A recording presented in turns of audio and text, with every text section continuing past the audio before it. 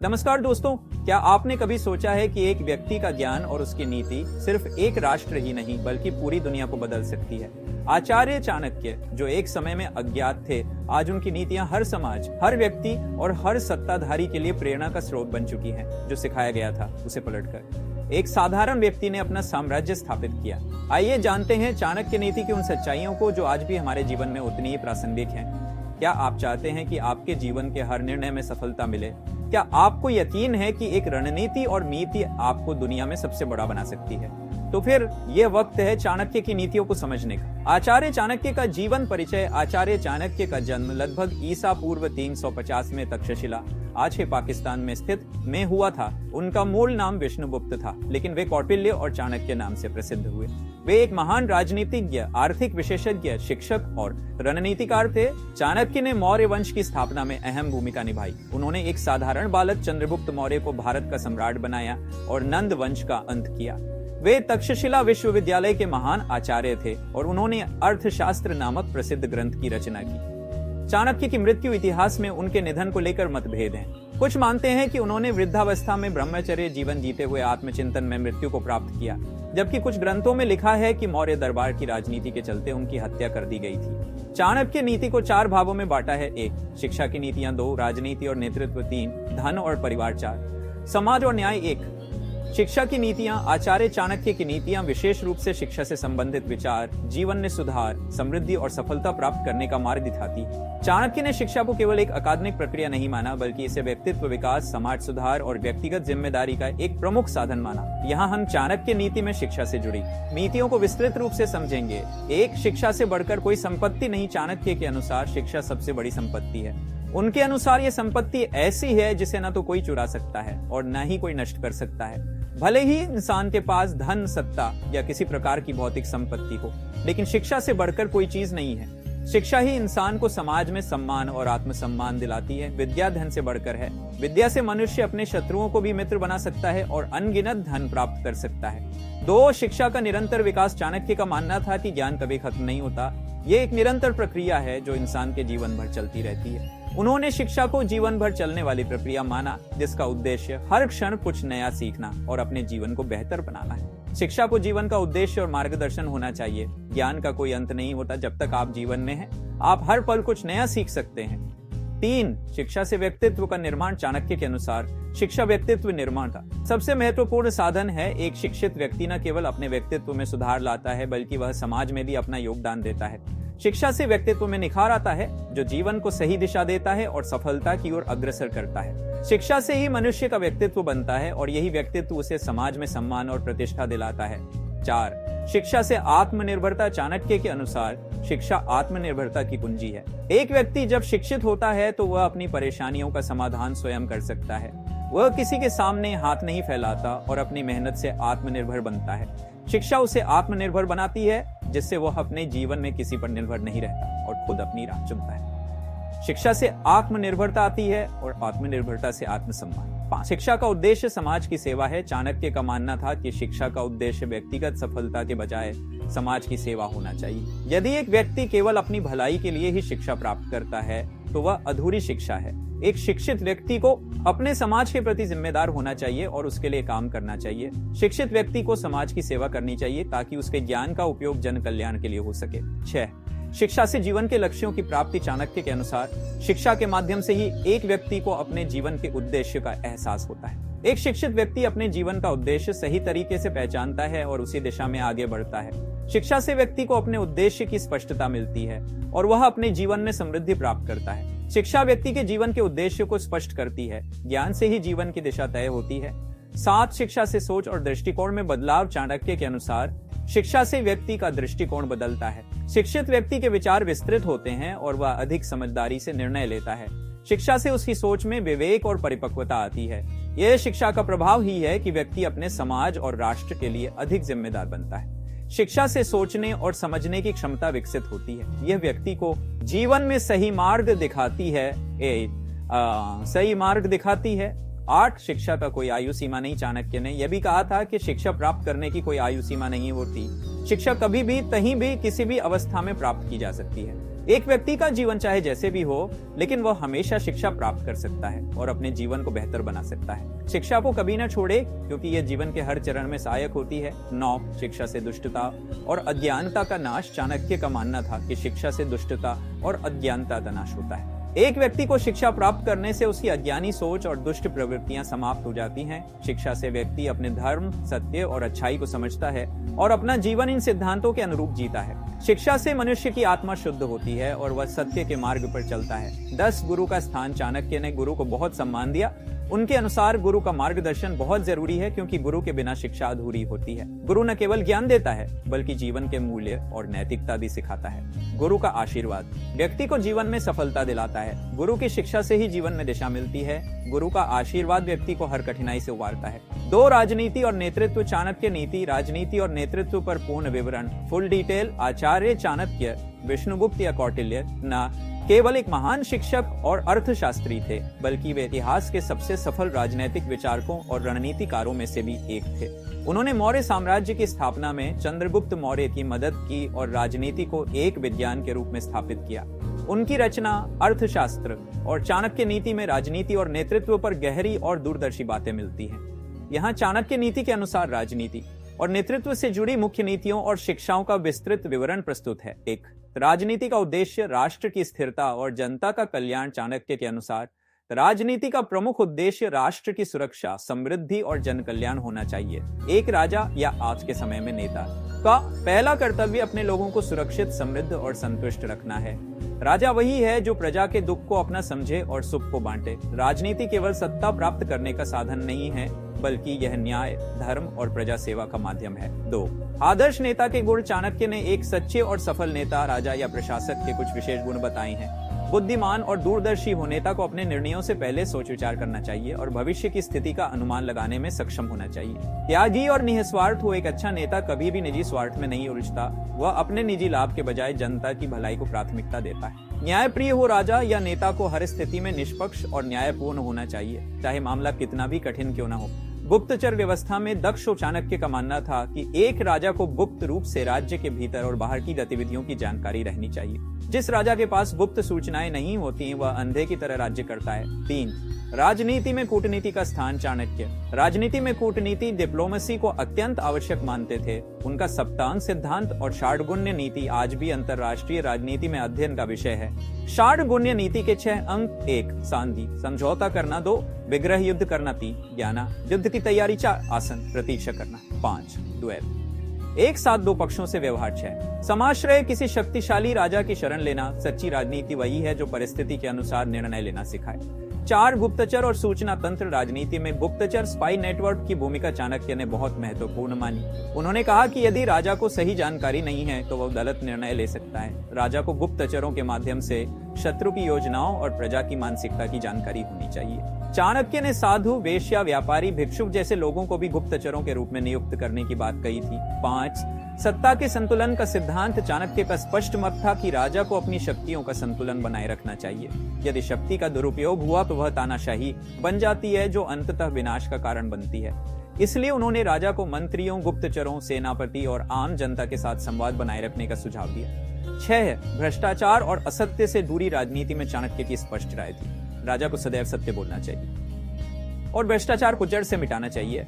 अगर राजा या नेता खुद ही भ्रष्ट हो जाए तो प्रजा का पतन निश्चित है। इसलिए चाणक्य कहते हैं, राजा की नीति साफ, सच्ची और धर्म आधारित होनी चाहिए। 7 कठोर निर्णय लेने की क्षमता नेतृत्व में सबसे जरूरी बात होती है। कठिन परिस्थितियों में कठोर निर्णय लेना। चाणक्य कहते हैं कि एक राजा को अपनी भावनाओं में बहकर फैसले नहीं लेने चाहिए, बल्कि स्थिति के अनुसार कठोर निर्णय भी लेना आना चाहिए।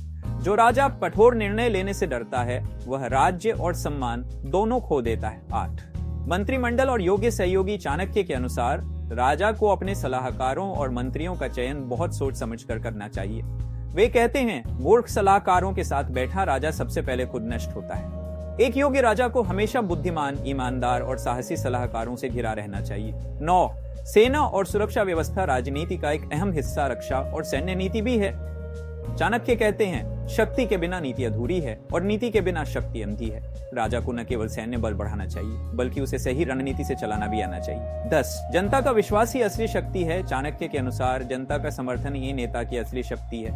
एक राजा को चाहिए कि वह जनता से संवाद करे, उनकी समस्याएं सुने और उन्हें न्याय दे।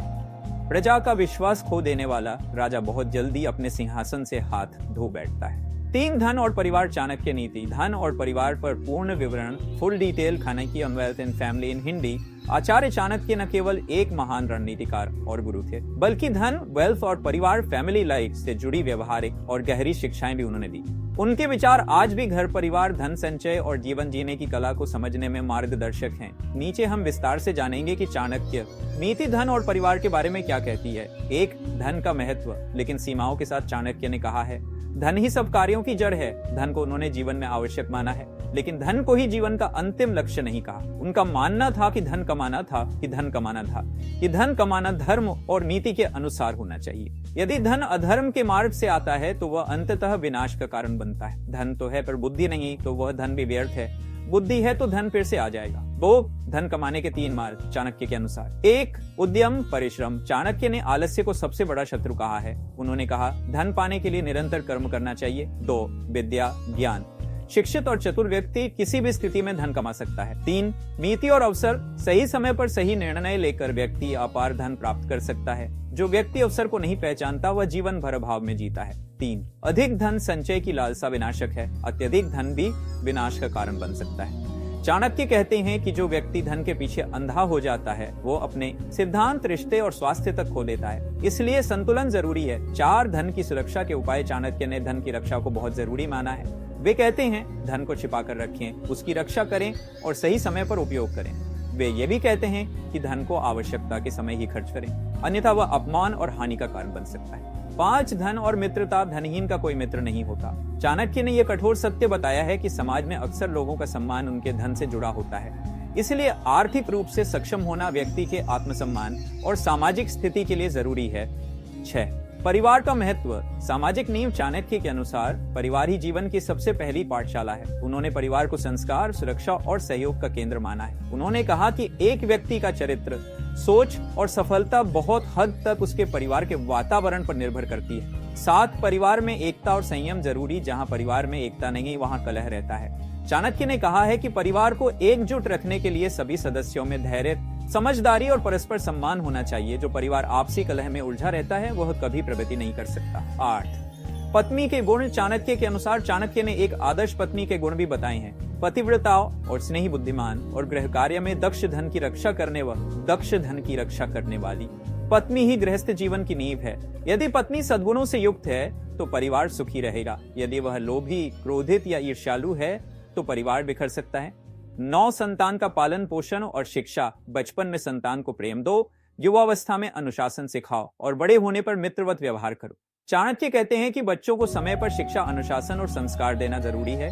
जो माता पिता बच्चों को बचपन में सही दिशा नहीं देते उन्हें जीवन भर पछताना पड़ता है। 10 परिवार में वाणी और व्यवहार का महत्व। मधुर वाणी और मर्यादित व्यवहार से परिवार में स्नेह बना रहता है। चाणक्य कहते हैं कि यदि परिवार में लोग एक दूसरे से सम्मान और प्रेम से बात करें तो कोई कलह नहीं होता। छोटी छोटी बातें अगर समझदारी से सुलझाई जाएं तो परिवार हमेशा खुशहाल रहता है। 11 रिश्तेदारों की पहचान। चाणक्य दृष्टिकोण। कठिन समय में जो साथ दे वही सच्चा रिश्तेदार है। चाणक्य ने स्पष्ट किया है कि रक्त संबंधी रिश्ते नहीं होते बल्कि संकट के समय जो व्यक्ति साथ खड़ा हो वही सच्चा अपना है। 12 विरासत और संपत्ति का प्रबंधन। चाणक्य कहते हैं कि यदि परिवार में विरासत या संपत्ति का सही तरीके से बंटवारा न किया जाए तो परिवार टूट सकता है। इसलिए संपत्ति को न्याय और समझदारी से बांटना चाहिए। 4 समाज और न्याय। आचार्य चाणक्य एक ऐसे महान चिंतक थे जिन्होंने राजनीति, परिवार, धन, कूटनीति के साथ साथ समाज और न्याय को भी विशेष महत्व दिया। उनके अनुसार यदि समाज में न्याय व्यवस्था सशक्त नहीं है तो कोई भी राज्य स्थिर नहीं रह सकता।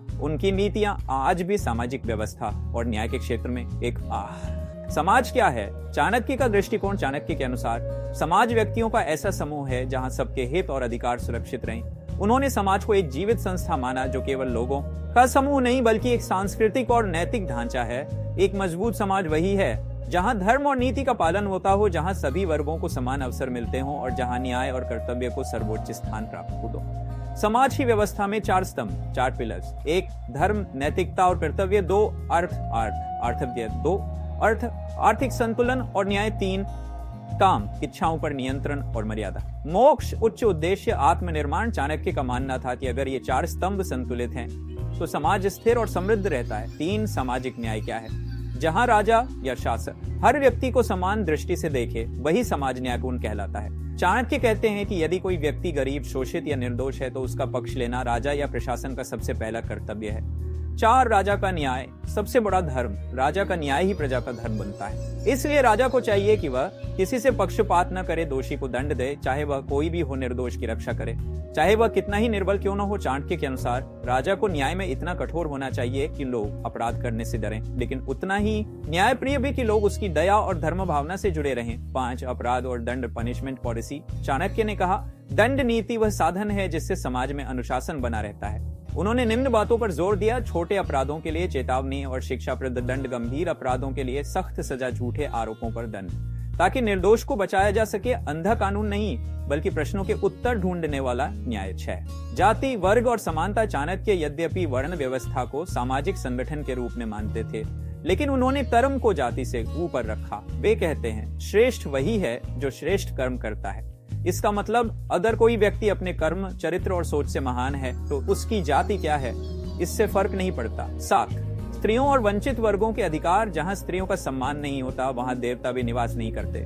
चाणक्य ने स्त्री शिक्षा, स्त्री सुरक्षा और स्वतंत्रता का समर्थन किया। वे मानते थे कि यदि समाज को आगे बढ़ाना है तो स्त्रियों को बराबरी का दर्जा देना ही होगा। उन्होंने वे कहा कि गरीब, वृद्ध, अनाथ और रोगियों की सेवा करना समाज का धर्म है। 8 सामाजिक भ्रष्टाचार और उसका समाधान। जो समाज में चोरी, रिश्वत और अन्याय को सहन करता है वह खुद भी पाप का भागी बनता है।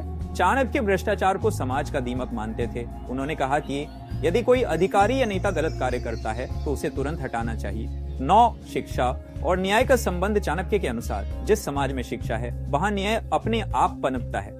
इसलिए उन्होंने गुरु, शिक्षक और शिक्षा संस्था को समाज का सबसे महत्वपूर्ण अंग माना। यदि लोग शिक्षित हैं तो वे अपने अधिकारों को पहचानते हैं और अन्याय के विरुद्ध खड़े होते हैं। 10 अच्छे समाज के लक्षण। चाणक्य की दृष्टि में जहां धर्म और नीति का पालन होता है, जहां सबको न्याय मिलता है, चाहे वह छोटा हो या बड़ा, जहां गरीबों को सहायता और अमीरों को उत्तरदायित्व का बोध हो, जहां स्त्रियों, बच्चों, वृद्धों को सम्मान मिले, जहां लोग व्यक्तिगत स्वार्थ छोड़कर सामाजिक हित के लिए सोचे। निष्कर्ष, कंक्लूजन। चाणक्य नीति के अनुसार समाज एक दूसरे के पूरक हैं। एक अच्छा समाज तब बनता है जब व्यक्ति अपने कर्तव्यों को समझता है और राजा या सरकार सभी के लिए न्याय संगत निर्णय लेती है। चाणक्य कहते हैं, न्याय वह शक्ति है जिससे एक साधारण राज्य भी महान बन सकता है और अन्याय वह जहर है जिससे सबसे शक्तिशाली राज्य भी गिर सकता है।